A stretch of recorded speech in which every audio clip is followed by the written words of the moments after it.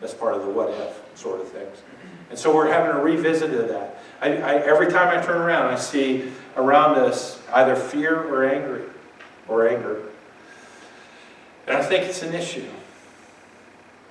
And I think that there's something in Scripture about who we are and what we are and how we need to act in this world.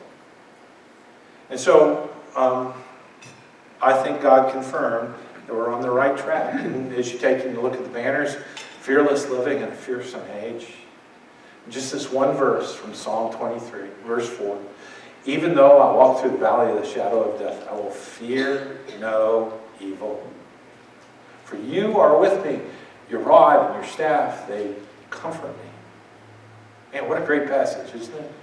What a great reminder. So let's revisit Psalm 23. You'll like it. It's only 6 verses. Surely you can't talk that much about 6 verses. Right? Wrong. So let's look at this. But keep in mind as we read this, who is writing this? David. Keep in mind, he's likely a king and a warrior at the time he writes this. But he revisits his childhood. And he would have been at least no older than these guys sitting here, younger probably. And he's shepherding those sheep for his dad. He's the youngest of all his brothers, and so he gets the bum job. He's got to go out in the middle of the night, take care of those sheep, because that's what older brothers do to younger brothers, right? Yeah. The Lord is my shepherd. I shall not want. He makes me lie down in green pastures. He leads me beside still waters. He restores my soul. He leads me in paths of righteousness for his name's sake. Even though I walk through the valley of the shadow of death, I will fear no evil. For you are with me. Your rod and your staff, they comfort me. Now I went to this verse and to this topic because of the topic of fear, and that's probably pretty clear based on my intro. But it's just this idea of fear, and it addresses fear. This concept of fear is a big deal in Scripture, as we're going to find out. But it's a big deal for us as human beings. Do you deal with fear? You deal with anxieties. You know, think about all the different ways we just deal with fear and anxieties, all the little things. You know, as I'm sitting in Montana, and the weather got kind of cold there the day before Christmas, and it's pretty warm in Montana, and there's no snow. And you guys are having a white Christmas, but it got down to what, like 17 or 16 or something like that. And folks start to think about freezing pipes, you know? And I wasn't too worried about our house. I had checked out our house. After all, I moved from Montana to here, so I knew about freezing pipes. I knew about cold temperatures. I knew about those things. We've got an encapsulated crawl space. The house is put together pretty well. You know, and I've been down in the crawl space, and it feels almost as warm as the house. So I wasn't worried about the pipes freezing in my place, but I built my mom's place. And I thought I designed that pretty well, except, well, you know, it's always the word, it's the thing you didn't think about. So one of our neighbors down the street, she complained that her hot water wasn't working, and everybody kind of figured out as they were looking at Facebook that she had frozen pipes. So I'm thinking, I'm all the way out here in Montana, and she's got frozen pipes, and guess what we have for cell phone service? AT&T. Yeah. And guess what happened on Christmas Day? Yeah. You guys know the rest of that story, right? And so, don't you deal with fear sometimes, and it's just worry?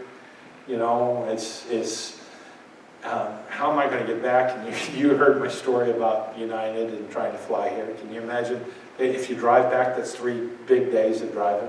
You just no easy way to get back from Montana. And there's my mom, 89 years old, and you know, what happens if something happens in her house? You know, we deal with stuff like that all the time, don't we?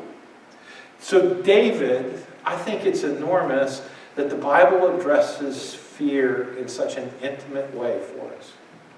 Here's David, king of Israel. And in the midst of all the things that come with leadership, and believe me, it is not fun being a leader. It is not fun because everybody's got a different idea about how you should be doing your job. Everybody has second guesses you. You know, the higher up you go in leadership, the more flack you're going to get.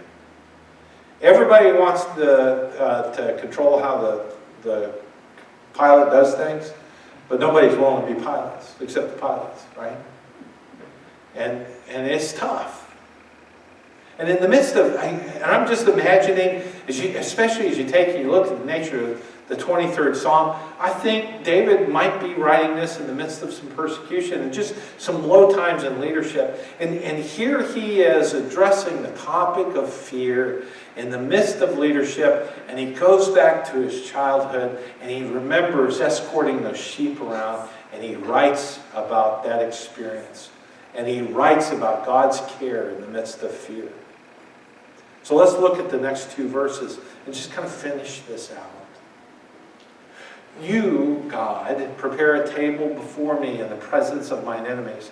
You see why it's likely that he's in leadership and he's got some flack for being a leader? You anoint my head with oil, my cup overflows. Surely goodness and mercy shall follow me all the days of my life, and I shall dwell in the house of the Lord forever.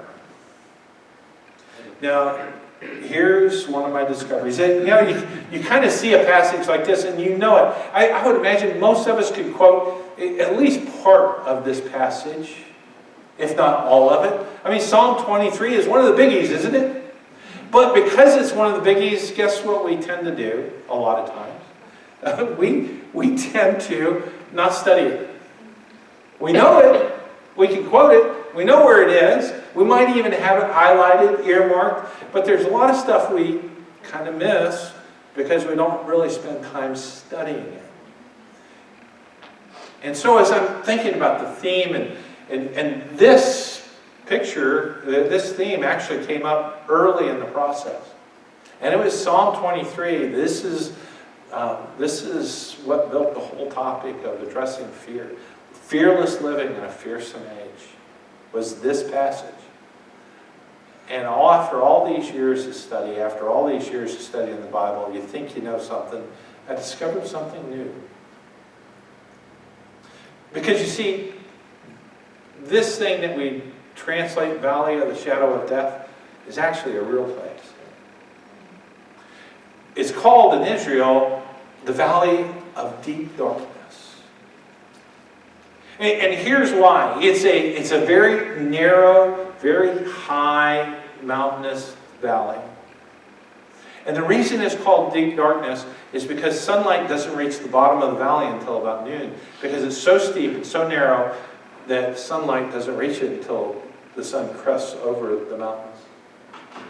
So imagine being in the days when all you had for protection was a sling and a rock, and you're a teenage boy and you're guiding 300 sheep or more. And you're going through this valley of deep darkness, and every shadow screams danger. Every little turn, every little bend, what's behind it? Is there a wolf? Is there a bear? Are there robbers? What's there? I'm a kid with this responsibility, and I think it's interesting that he writes in the midst of Psalm 23 that even though I walk through the valley of the shadow of death, through the valley of deep dark shadows, I will fear no evil. I think it's interesting that God addresses fear in such a way, because this is the fear of what might happen. Do you realize that's 90% of our fears? Most of us have anxiety, and I'm sure in this audience there are people in here who take medication for anxiety. It's almost a given. In our culture today, we take medication for almost everything. We just don't take medication for niceness. It'd be nice if we could take a nice pill every once in a while, and some of you need a nice pill. But I was not talking about you. But anyway, so we take a pill for everything, and we can even wake up in the middle of the night with anxieties. We can wake up in the middle of the night worrying about what might happen, and that's truly 90% of our fears. What might happen? What's going to happen if this or they or whatever takes place? Now, I've been around for a while now, and I would say I'm not reactionary. If anything, here's a little story from Billings. You know, we're sitting there, we've got the grandkids, the 17-year-old, the 12-year-old, and the 9-year-old. And we decided to play family games. So my daughter, all of us except my son-in-law, we're playing games. He's just no fun. Yeah, he's watching TV. And we're playing games. And we discovered a new game. By the way, I recommend this. We've already invited a couple of folks over to our place. We're going to play the game. But Exploding Kittens. How many of you have heard of Exploding Kittens? Do you play Exploding Kittens? Really? Yeah, I told Suzanne Addie would be fun and would likely do Exploding Kittens. So Exploding Kittens. Now just think about the name of the game, Exploding Kittens. That's got to intrigue you, right? Now you can do add-ons, and we liked it so much. I mean, I went out and spent $75 in one swoop at Target just buying games. And so you can buy add-ons for this game, including Imploding Kittens. So does this, I mean, really, truly, should this intrigue you? Imploding Kittens, Exploding Kittens, and then the best is Streaking Kittens. Streaking Kittens. So it's Russian roulette with cards. And you're playing with some of your cards exposed, and you're playing with some of your cards in your hand. And you've got you can do mean things to family members that you love. You know, little 9-year-old boys that just adore you and think, you know, that the ground is hallowed underneath your feet. You can be mean to a 9-year-old. You know, you can make them give you a card that you choose. You can make them give you a card they choose. You can stop whatever action they're doing with a note card. How would you like to have a note card? Or you can give them a cat's bone. And they have to they have to shuffle their cards, lay them down, face down, and then they have to play like that, so somebody can ask for a card and they don't know what they're giving away. I mean, it's a cool game. So I got critiqued in the midst of this game because I'm not reactionary. As somebody once said here in this room, I strategize. She says, "You strategize, don't you?" And I do. So they were complaining a little bit that I was taking a little too long to kind of just weigh my options because I strategize. Now, I'm just going to tell you, I've strategized life. And I am truly convinced, after all these years and all the fear language that I've heard and the anger language that I've heard, 90% of what we think might happen never happens. It just never does. That doesn't mean bad things don't happen. Bad things do happen. And it doesn't mean fear is a bad thing. Fear is actually a good thing. If you're out in the woods and you find grizzly prints, it's a good idea to be careful and it's a good idea to be fearful because the grizzly is bigger than you and the bear spray is just tickle cream for them. Yeah. The reason you wear bells is you scare away the black bears, but it shows up in the grizzly poop later on. So, fear is not a bad thing. When some of your friends get behind the wheel and they don't have enough common sense to put their phone down, and they want to text while they're driving, it's good to be fearful and say, I'm never letting that person drive again. So fear is not a bad thing, but fear can be a bad thing. And the fear of what might happen is probably the worst of all fears, because we fear about things that 90% of the time just don't happen. But I think also we need to understand what Scripture says about fear. So here's one of my other big discoveries. I thought I had done a lot of word studies on love, word studies on money. And you just kind of look at how many times the Scriptures speak about different things. And I was totally amazed when it came to the topic of fear. The Bible likely talks about fear more often than anything else. And here's why, I think. And we see it in Jesus' compassion. Do you remember when it says of Jesus that he saw the people and he had compassion upon them because they were like sheep without a shepherd? And I think that's why Psalm 23 is so profound. Because in so many ways, humanity out those doors and sometimes inside these doors deals with so much fear because we're sheep without a shepherd.